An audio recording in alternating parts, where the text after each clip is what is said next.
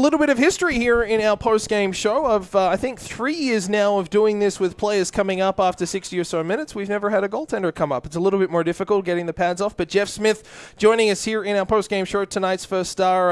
Smitty, let's talk about that game overall and the desire from a Powell River team who had been beaten 4 times in Duncan and not played the way that they're capable of. Talk us through what the boys are feeling heading into tonight and obviously getting Cowichan here on home turf.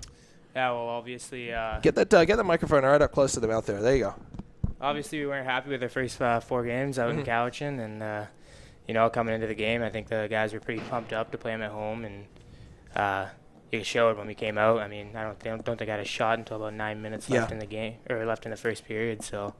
That was a really hot start for us. I know. Let's talk about that individually for you. You and I have talked on various occasions about your desire to be busy, but obviously that's a double-edged sword because if you're busy, maybe it's not a great night for the boys in front of you. How do you keep engaged in a game when you don't see a puck?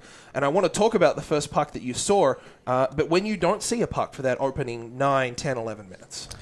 Usually I just skate to the corner a few times, keep my legs in it, and... just be ready for when I do get that first shot. You can't be lazy. You can't be unfocused. And, you're going to have those nights, so you got to expect them. First shot, if memory serves, was Aiden McDonald down the right wing on a 2-on-1. Might have even been short-handed as well. That's a pretty challenging start to the night. But Cowichan began to kind of press the longer that period went on. Did you get a sense of them maybe getting into the game, whether you call it bus legs, whether you call it just a slow start to the game? Did you get a sense of a bit of a push from them in the first period? A little bit. I think the 2 power plays there at the end of the first kind of gave them a little bit of momentum. I think we only gave up 2 shots, 5-on-5 in the first period. So, most of the shots came on the power play. But, that first shot, I called for the guys 2-on-1. D-Man played it perfectly, and I was able to take the shot. So, let's kind of talk about into the second period. Johnny Evans gives you a nice lead there on a beautiful pass from Tristan Mullen. Colton Sandberg, of all people, finds a goal. He has a habit for the big goal. He has a game winner. Both his goals in the BCHL game winners now. One in overtime against Victoria last season, which he'll never live down. And tonight, the game winner as well. I wanted to talk about scoring up and down the lineup. Obviously, this isn't your forte. You're at the other end of the ice. But, it seems to be multiple guys. Even on that road trip where the guys were putting up 6 or 7 a night, it was from 5 different guys, 6 different guys. Tonight, 6 goals from 6 different goal scorers. Yeah, we got to expect guys from all throughout our lineup to be contributing every night. Obviously, Betsy and Mullen are 2 top guys on our team, and they bring it every night. But I think in order for us to be successful, we got to get guys firing every single night. And, that's showed the last 3 or 4 games. Yeah.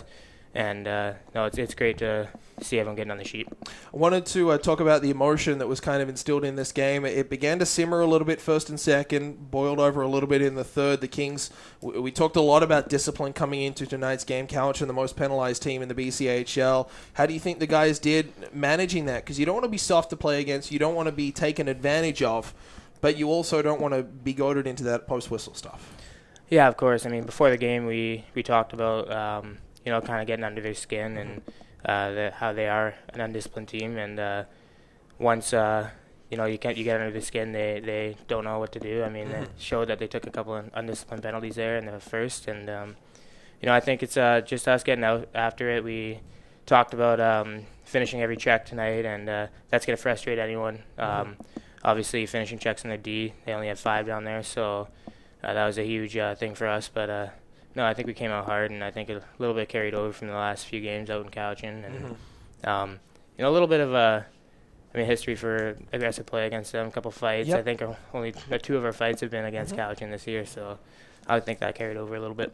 Jeff, we appreciate you coming up here and doing this. Last question: what do you think of the black jerseys? This is the 3rd time the boys have worn them at home. They wore them once on the road as well.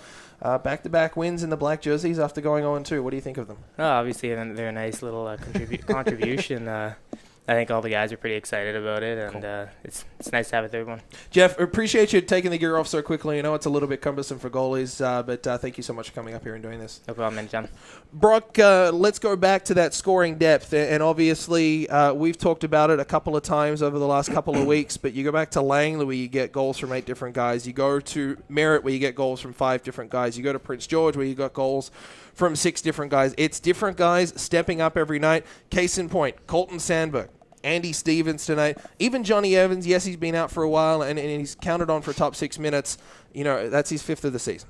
No, it's huge. I mean, it's anytime you can get all 3 lines and even your D pitching in with some goals, it's good. I mean, I think we had 3 D score tonight, which is it's nice to see. Just finding shot lanes and getting the puck towards the net. I mean, Colton missed one just wide there before, and I told him, one good dump, way to start the cycle and get the puck deep. But hit the net, you'll score. Next 1 tee he gets, it's along the ice and 5-hole through traffic. So, no, I mean, it's tough to score goals. I think we've kind of made it look a little easy here as of late. But when you do the things right and you muck it up in the corners and you generate opportunities towards the net, you're rewarded for your hard work, and we're doing the right things right now to get the puck to the net and jamming it home. Any chance Colton Sandberg finds some power play time, particularly maybe late third tie game? He's got a He's out there. He's got a chance for scoring game winners. You go to Victoria last year, that's a series winner. He gets the second goal tonight. That's a game winner. Yeah.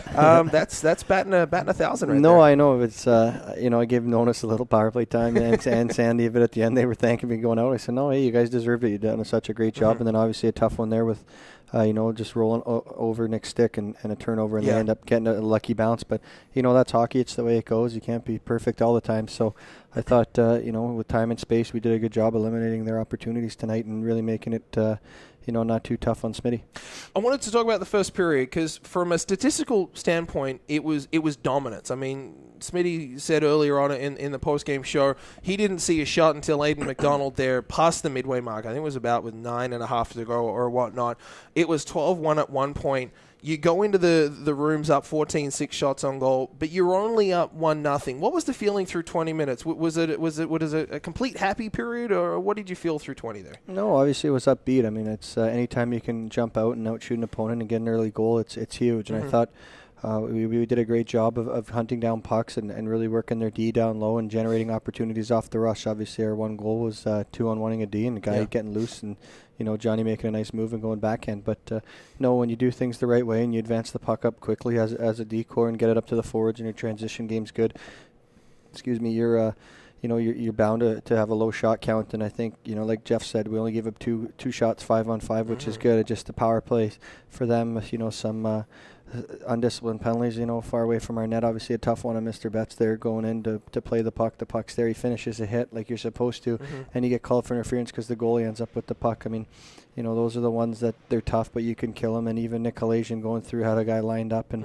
the guy's jumping out of the way, and you get a kneeing penalty. Yeah. So it is what it is. But no, I thought other than the 2 power plays we gave them, we were pretty solid, and you could see that they not had those power plays. Who knows? It might have been 3 or 4 shots, 4 for them in the first period. Same question that I asked Jeff in terms of writing that line, and I wanted to get a coach's response on it because Jeff is obviously very removed from the play, the nature of his position, but that line between being disciplined and sticking up for yourself. I mean, we saw a situation, Carter Turnbull in the corner there, Nick Cowichan jumps in. You never want to see those sorts of situations happen both ways, but where is that line from a coaching standpoint to be disciplined and yet not be easy to play against? No, I mean, anytime you can you take a penalty. I mean, we always talk about good penalties and bad penalties. I mean, the careless trips 200 feet away from the net, or the cross checks in the back, 200 feet away from the net. Those are the ones that really grind your gears as a coach, just for the fact that you're so far away from your net and it's needless in the point where you're not saving a goal.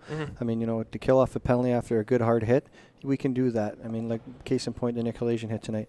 But I think it's, when guys are sticking up for each other, that's a good sign of a team. I mean, I know it's a very close-knit group here.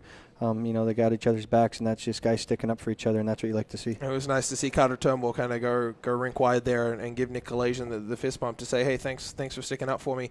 Obviously, the second leg of the doubleheader is tomorrow. You've played doubleheaders in this league. You've played doubleheaders against teams where there is some bad blood, and that seems to be the case here against the Cowichan Valley Capitals. How is that as a player to have a game like we did tonight and then come back less than 24 hours later? It's tough. I mean, it's obviously a quick turnaround with a 5 o'clock game tomorrow, and the night before was chippy and kind of got out of hand, and you win by 5 goals.